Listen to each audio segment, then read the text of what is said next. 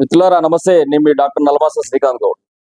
ఈరోజు కాళేశ్వరం సంబంధించినటువంటి ప్రాజెక్టు పైన నీళ్లు అనేటువంటి కమ్ముకొని కాళేశ్వరం అనేటువంటి ఒక బృహత్కరమైనటువంటి ప్రాజెక్టు కట్టినటువంటి కేసీఆర్ గారి పైన ఈరోజు కాంగ్రెస్ అనేటువంటి ప్రభుత్వం ఏదైతే ఉందో ఈ కాంగ్రెస్ ప్రభుత్వం కమిషన్ ఏర్పాటు చేసేసి ఈరోజు కేసీఆర్ గారికి, హరీష్ రావు గారికి, ఈటల రాజేందర్ గారికి వీళ్ళందరికీ కూడా నోటీసులు ఇవ్వడం జరిగింది. కాళేశ్వరం లాంటి ఒక బృహత్కరమైనటువంటి కార్యక్రమాన్ని, అట్లాంటి ప్రాజెక్టుని ఈరోజు తీసుకొచ్చుకొని తెలంగాణ రైతాంగాన్ని మొత్తం కూడా సస్యశ్యామలం చేసే విధంగా ఎన్నో ఏళ్ల కాంచెలు బీడుబారిపోయినటువంటి భూములు, నెర్రలు బారినటువంటి భూములోకి గోదావరి జలాలను మల్పించినటువంటి ఒక బృహత్కరమైనటువంటి ప్రాజెక్టు ఈరోజు కాళేశ్వరం ప్రాజెక్టు. ఇలాగ కాళేశ్వరం ప్రాజెక్టు ద్వారా గోదావరి నీళ్లను, ప్రాణహిత నీళ్లను పారించి ఇలా తెలంగాణ సస్యశ్యామలం చేసినటువంటి వ్యక్తి కేసీఆర్ గారు.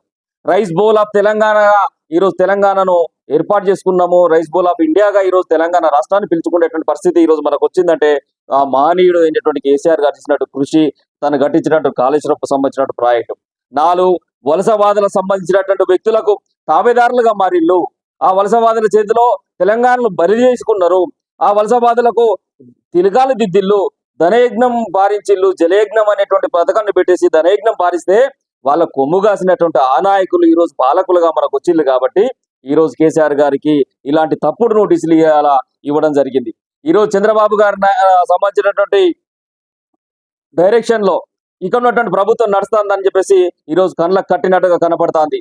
ఇలా మీ అందరికి కూడా తెలుసు, గోదావరి నీళ్లను ఏదైతే ఉందో దాన్ని గొడ్డలు పెట్టులాగా చేసేసి దానికి గోరి కట్టించేసి ఈ రోజు అక్కడ ఈ చంద్రబాబు నాయుడు ఏదైతే గోదావరి నీళ్లను కూడా తరలించకపోవడానికి ప్రయత్నాలు చేస్తున్నాడో ఆ ప్రయత్నాల్లో భాగంగానే ఇక్కడ పాలకులు వాళ్ళ కొమ్ము కాస్తాలన్న విషయం చెప్పదలుచుకున్నా. ఇలా మేడిగడ్డ సంబంధించినటువంటి బారాజ్ ఏదైతే ఉందో ఆ బారాజులో కూలిపోయినటువంటి ఒక పిల్లర్ ఏదైతే ఉందో ఆ పిల్లర్ను ఒకటి రిపేర్ చేసుకుంటే ఇక్కడ ఉన్నటువంటి రైతాంగం సంబంధించినటువంటి వాళ్లకు నీళ్ళు ఇవ్వచ్చు. కానీ ఆ రైతాంగానికి మీరు ఏమిస్తున్నారంటే ఈరోజు కన్నీళ్ళు ఇచ్చేటువంటి పరిస్థితి ఉన్నది. కాళేశ్వరం అని అంటే ఒక మేడిగడ్డ ఒకటే కాదు, కాళేశ్వరం అంటే అనేక నిర్మాణాలకు సంబంధించినటువంటి ఒక సమూహము అనేటువంటి విషయాన్ని ఇలా తెలంగాణ సమాజం ముందు మేము పెట్టదలుచుకున్నాం. ఇలా కాళేశ్వరంతో మేడిగడ్డ, సుందిల్లా, అదేవిధంగా అన్నారాము 3 పెద్ద సంబంధించినటువంటి పంప్ హౌజులు, బరాజులు, అదేవిధంగా 3 నది గర్భ సంబంధించిన జలాశయాలు, అదేవిధంగా 16 రిజర్వాయర్లు తో కూడుకున్నటువంటిదే ఇలా కాళేశ్వరం.